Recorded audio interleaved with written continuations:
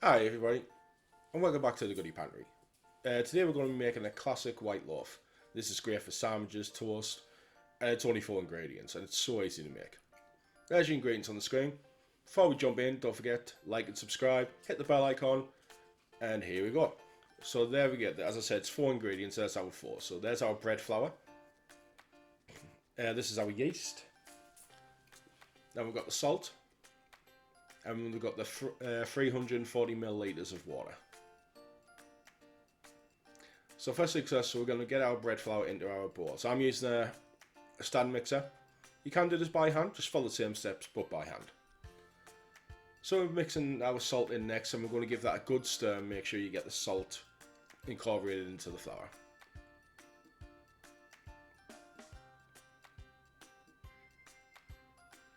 Now we're going to go in with our yeast, and we're just going to do the same thing.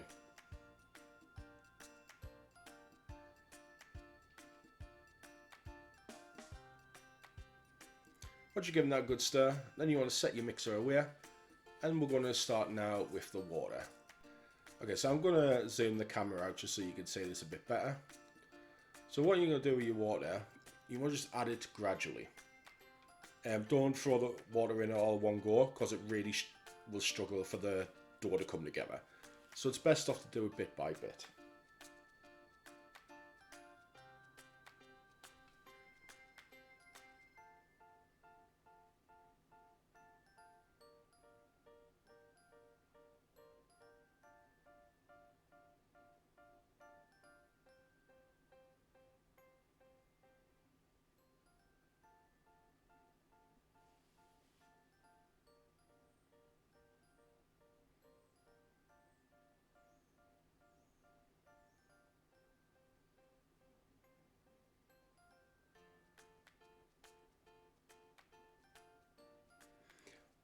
Okay, so now we've got all our water in, and now our dough is starting to mix. Now what you're going to see here, and this is where some people go wrong with bread. So as you can see, the dough is still quite wet, because this particular recipe has a little bit more water than what, say, the bloomer bread that I did. So if I zoom in here, you can see like it's still wet, but what a lot of people do at this point, they see it and they think there isn't enough flour, so they add more. You don't need to. So this has just been mixing, and this is what it looks like after 5 minutes. So you can see that mix is coming together, and it is coming off the bottom of the bowl. Do not add more flour, just let the mixer do its job.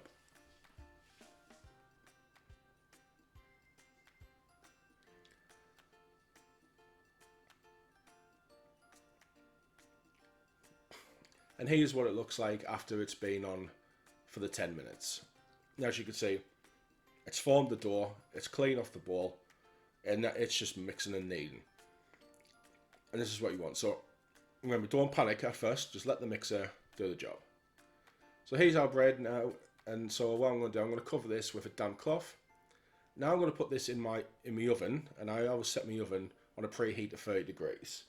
So there's my oven, and 30 degrees is just a really good temperature for proving.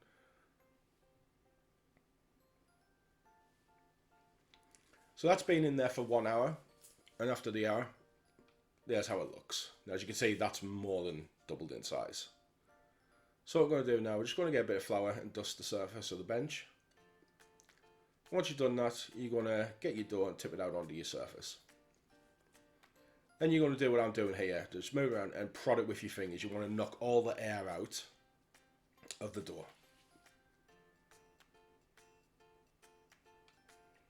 Once you've got that done, stretch it out, because we're now going to roll it up, and roll it a couple of times, and we're going to form an oblong shape with the dough.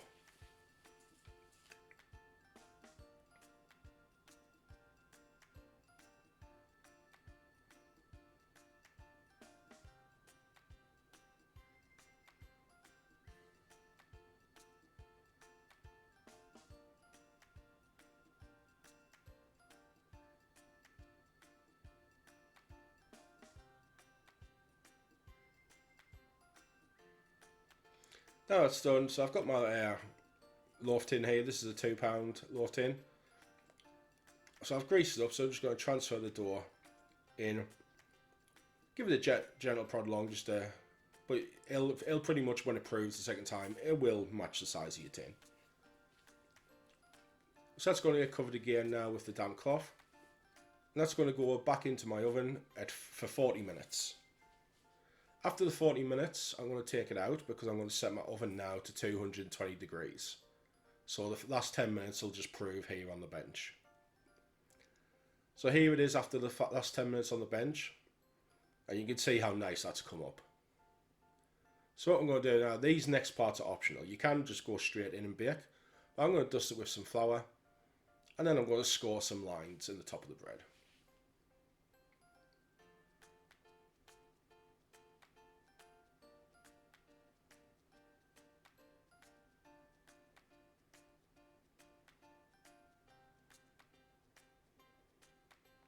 Now with the scoring, what it does, it just makes it a bit more decorative, but it can help with the bread expanding.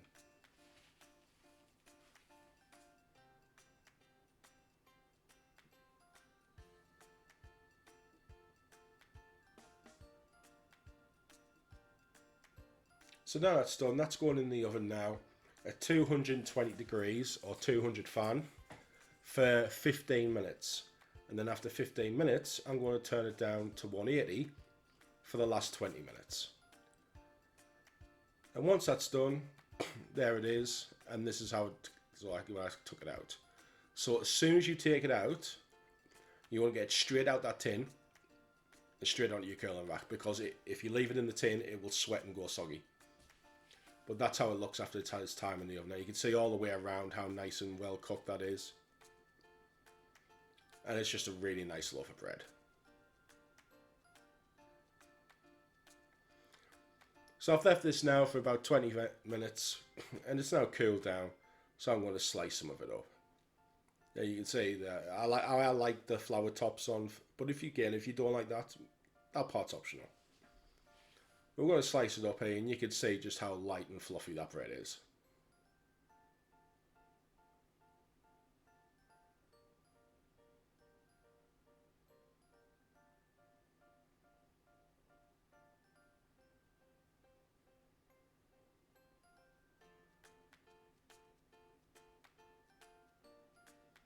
And then there's no other better way than just a bit of butter.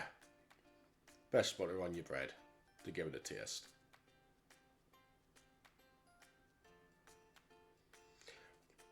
And there we go.